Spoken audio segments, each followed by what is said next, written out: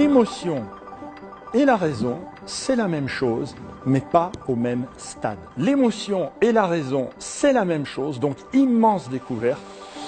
Le personnage est venu à Grenoble École de Management à l'initiative du CDPM, le Centre de développement personnel et managérial qui soutient les étudiants dans leurs choix stratégiques via de l'accompagnement, du coaching ou du développement professionnel et personnel. Nothing is impossible. Et c'est tout l'objet de cette conférence axée sur l'intelligence émotionnelle. Qu'est-ce que c'est que l'intelligence émotionnelle? C'est l'ensemble de tous les petits trucs qu'on a réussi à s'approprier et qui nous permettent de faire de nos émotions une alliée et non pas un ennemi. Comment mieux gérer une émotion? Comment s'en faire une alliée? En somme, comment cultiver son intelligence émotionnelle? D'abord en jetant un coup d'œil dans notre cerveau. Il n'y a pas d'un côté l'émotion et de l'autre côté la raison.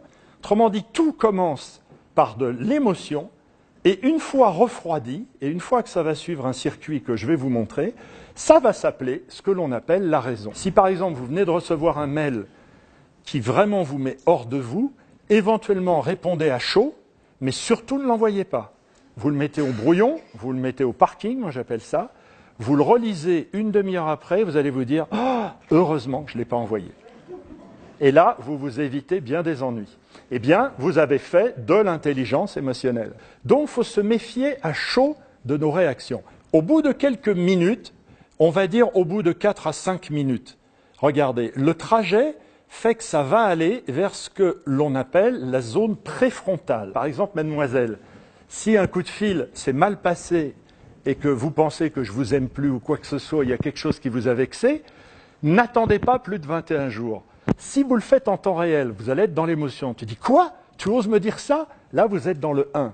Par contre, vous me rappelez le lendemain ou le surlendemain et vous dites « Dis donc, j'aimerais te reparler de quelque chose. Est-ce que c'est bien cela que tu as voulu dire ?» À ce moment-là, vous êtes dans le 2. Et donc, il est très important de ne pas parler en temps réel, parce que là, en temps réel, on est capable d'être sur le registre émotionnel pur, mais peut-être, un quart d'heure après, de revenir dessus et de dire « Il faut que je te parle, j'aimerais qu'on revienne sur ce qu'il s'est passé. » Et à ce moment-là, « Il faut que je te parle » sera beaucoup plus calme, parce que vous serez passé de 1 à 2. Et figurez-vous que vous disposez, notez-le bien en énorme, de 21 jours pour faire ce toilettage. Si vous attendez au-delà de 21 jours, regardez bien, le circuit du cerveau va être le suivant, et il va aller, hop, en 3, et à 3, si vous voulez, c'est la mémoire longue. Et là, la molécule est dure. Et ce qu'il faut savoir, c'est qu'elle est froide et que le dur dure. Alors, notez bien que dans ce cas-là, il faut 3 fois plus d'énergie pour enlever un marqueur somatique négatif. C'est-à-dire qu'il est important de nettoyer le vase tant qu'il est temps, parce qu'après, on garde des choses qu'on appelle des marqueurs somatiques négatifs, et ça va être 3 à 4 fois plus difficile de le détruire après. Florian est étudiant en 3e année du programme Grande École. Son projet professionnel, devenir dans un premier temps commercial dans le secteur du e-commerce. Il tire des enseignements concrets de cette conférence, notamment en matière de management. C'est vrai que c'est important tout simplement de réfléchir avant d'agir, de faire les choses.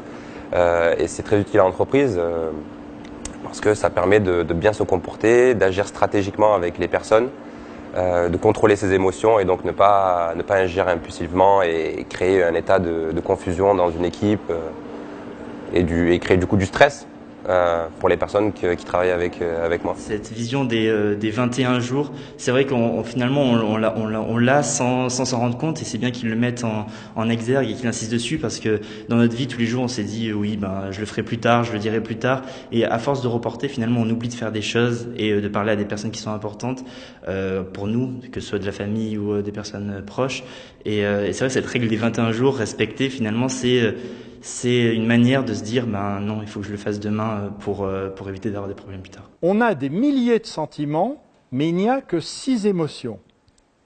C'est-à-dire que, qu'est-ce que c'est qu'un sentiment? Un sentiment, c'est un mix de plusieurs émotions. Et on ne peut pas travailler sur une holding, c'est-à-dire sur un sentiment. On ne peut travailler que sur les émotions qui composent le sentiment. Si vous prenez la jalousie, dont on parlait tout à l'heure, la jalousie, on ne peut pas travailler en intelligence émotionnelle sur la jalousie. Il faut dire, tiens, tu es jaloux, qu'est-ce qui t'a surpris? en quoi tu es triste, en quoi tu as été dégoûté et de quoi tu as peur. Et là, on peut travailler.